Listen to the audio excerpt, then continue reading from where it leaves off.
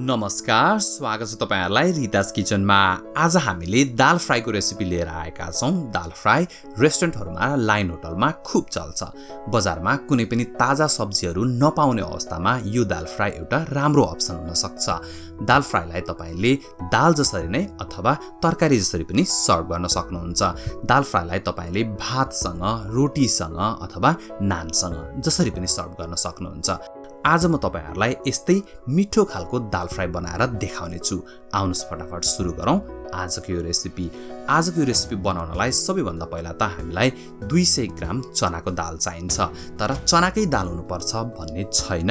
यदि तपाईसँग चनाको दाल घरमा छैन भने तपाईले रहरको दाल अथवा मुङको दाल अथवा रातो दाल पनि प्रयोग गर्न सक्नुहुन्छ। तर रेस्टुरेन्टहरुमा चाहिँ कि त चनाको दाल कि त रहरको दाल प्रयोग गरिन्छ। तपाईले यो दाललाई भिजाएर कम्तीमा पनि 12 घण्टा जति छोड्नु पर्ने हुन्छ। त्यसैले गर्दा यदि तपाईले भोलिपल्ट दाल फ्राई बनाउने सोच्दै हुनुहुन्छ भने आजै बेलुका भिजाएर राख्नु होला। त्यसो गर्दा एकदमै राम्रो दाल फ्राई बनेर तयार हुन्छ। तपाईले भिडियोमा देख्न सक्नुहुन्छ दाल फुलेर तयार भइसकेको छ। अब हामीले यो दाललाई प्रेसर कुकरमा राखेर अनि सिटी लगाउनु पर्ने हुन्छ। तर यदि तपाईले रातो दाल प्रयोग गर्दै हुनुहुन्छ भने यसरी सिटी लगाउन आवश्यक छैन। अब यसमा हामी अलिकति थोरै बढी पानी एड गर्छौं अनि त्यसपछि यसमा हामीले आधा सानो चम्चा बेसार एड गरिदिएका छौं। साथसाथै हामीले यसमा आधा सानो चम्चा नुन पनि एड गरिदिएका छौं र थोरै तेल एड गरिदिएका छौं। यसरी तेल राख्नु भयो भने कुकरबाट दाल उम्लेर बाहिर निक्लिदैन। अब कुकरको ढक्कन बन्द गरिदिनुस् र अनि यसलाई हामीले फटाफट 2 सिटी लगाउने छौं। यसलाई आगोमा राखिदिनुस् र अनि तपाईले देख्न सक्नुहुन्छ पहिलो सिटी लागिसकेको छ।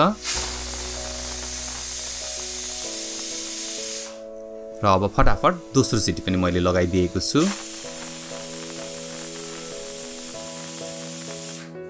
अब हामी यो कुकरलाई एकछिन ठण्डा हुनलाई साइडमा राखिदिन्छौं र त्यही बीचमा हामी एउटा कराई बसालेर फटाफट यसमा 2 ठूलो चम्चा तेल एड गरिदिन्छौं। तेल हल्का तातिसकेपछि अनि यसमा 1 सानो चम्चा जिरा राखेर हामीले जिरा फुराउनु पर्ने हुन्छ। साथसाथै हामीले यसमा 2 वटा तेजपत्ता अनि त्यसैगरी 3 वटा सुक्खा खोर्सानी पनि एड गरिदिएका छौं। सुक्खा खोर्सानीलाई मैले भाँचेको छैन। यसरी नभाँचिकन हाल्दाखेरि दाल त्यति धेरै पिरो हुँदैन।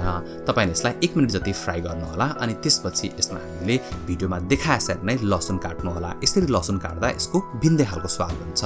अब तपाईले यो लसुन एड गरिदिनुस् अनि साथसाथै थोरै अदुवा पनि लिनु होला। अदुवालाई पनि मैले चक्कुले नै मसिनो गरी काटेको छु। तपाईले यसलाई किच्चाएर पनि हाल्न सक्नुहुन्छ।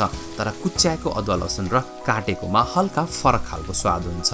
तपाईले यसलाई एकछिन फ्राई गर्नुस्, लाइट ब्राउन हुन्जेलसम्म फ्राई गर्नु होला अनि त्यसपछि यसमा मसिनो गरी काटेको एउटा प्याज पनि एड गरिदिनु होला र यो प्याजलाई पनि हामीले हल्का लाइट ब्राउन हुन्जेलसम्म हामीले फ्राई गर्छौं। यसलाई धेरै डढाउनु हुँदैन।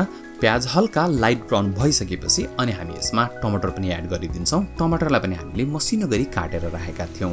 टमाटर पाक्नलाई 5 देखि 7 मिनेटसम्म समय लाग्न सक्छ। तर तपाईले यसलाई बिस्तारै आगो सानो बनाएर अनि छोपेर यसलाई एकछिन पकाउनु होला। तपाईले यसलाई 5-7 मिनेट पकाइसकेपछि अनि तपाईले देख्न सक्नुहुन्छ यो हल्का सफ्ट भएर प्याजसँगै मिसिन थालिसकेको छ। अब हामी यसमा सबै मसलाहरु पनि अहिले नै एड गरिदिन्छौं अनि त्यसपछि मात्र हामी यसमा दाल एड गर्छौं। हामीले यसमा 1.5 सानो चम्चा जति धनियाको धुलो, त्यसैगरी 1 सानो चम्चा जति जिराको धुलो, साथसाथै हामीले 1 सानो चम्चा जति नुन एड गरेका छौं र आधा सानो चम्चा जति बेसार पनि हालिदिएका छौं। तपाईले नुन हाल्दा चाहिँ ध्यान दिनु होला। हामीले दाल उमाल्ने बेलामा पनि थोरै नुन हालेका थियौं। यो मसलालाई एकछिन फ्राई गर्नुस् अनि छोपेर पाक्न दिनुस्। यता कुकर हेरौं त यो कुकर ठण्डा भइसकेको छ। अब यसरी सबै ग्यास आफै निक्लिसकेपछि अनि हामीले यो कुकर खोलेर हेर्छौं। तपाईले हेर्नुस् त यो दाल कस्तो राम्रोसँगले उम्लेर तयार भइसकेको छ। यो दाल एकदम फ्यात्तै भएर पाकेको छैन। सबै दाना दाना सिङ्गे सिङ्गे छ। तर यसलाई तपाईले यसरी थिचेर हेर्नुभयो भने यो दाल एकदमै राम्रोसँगले पाकिसकेको छ। त्यसैले तपाईले ध्यान दिनु होला। दाल उमाल्दाखेरि एकदमै फ्यात्तै हुने गरी एकदम धेरै सिटी नलगाउनु होला। लगभग 1 सिटी अथवा 2 सिटी मात्रै लगाउनु होला। प्याज र टमाटर पनि राम्रोसँगले पाकिसकेको छ। अब हामी यसमा भर्खरै उमालेर तयार पारेको सबै दाल यसमा एड गरिदिन्छौं। तपाईले सबै दाललाई यो कराईमा खन्याइदिनुस् र अनि त्यसपछि हामीले यो दाललाई लगभग 10 मिनेटसम्म सानो आगो बनाएर पकाउनु पर्ने हुन्छ। तपाईले यो दालमा कति पानी हाल्ने त्यो चाहिँ तपाईमै भर पर्छ। यदि तपाईले पातलो दाल सर्भ गर्ने सोच्दै हुनुहुन्छ भने हल्का अझै पानी हाल्नु होला। हामीले चाहिँ आज बाक्लो दाल नै सर्भ गरेका छौं। हामीले चाहिँ यसलाई तरकारी जसरी सर्भ गरेका छौं त्यसैले यसलाई हल्का बाक्लो बनाएका छौं। दाललाई एकपल्ट राम्रोसँगले उम्लिन दिनु होला अनि त्यसपछि तपाईले यसलाई छोपेर लगभग 10 मिनेटसम्म पाक्न दिनु होला। आगो चाहिँ सानो बनाउनु होला र 10 मिनेट यो दाल पाकिसकेपछि लगभग यस्तो देखिन थालेको छ। तपाईहरुले भिडियोमा देख्न सक्नुहुन्छ दाल एकदम मजासँगले पाकिसकेको छ र यो हल्का बाक्लो पनि भइसकेको छ। अब हामीले यसमा अन्तिममा थोरै स्प्रिङ अनियन एड गरिदिएका छौं। खासमा त धनिया एड गर्नुपर्ने हो तर लकडाउनले गर्दा बजारमा धनिया पाउनै छोडिसकेको छ। मसँग थोरै स्प्रिङ अनियन थियो, मैले यहाँ स्प्रिङ अनियन एड गरिदिएको छु। तपाईले देख्न सक्नुहुन्छ खाऊ खाऊ लाग्ने दाल बनेर तयार भइसकेको छ। तपाईहरु पनि यो रेसिपी हेरेर यसरी नै दाल बनाउने प्रयास गर्नु होला अनि त्यसपछि कस्तो भयो कमेन्ट गरेर भन्न चाहिँ नबिर्सनु होला।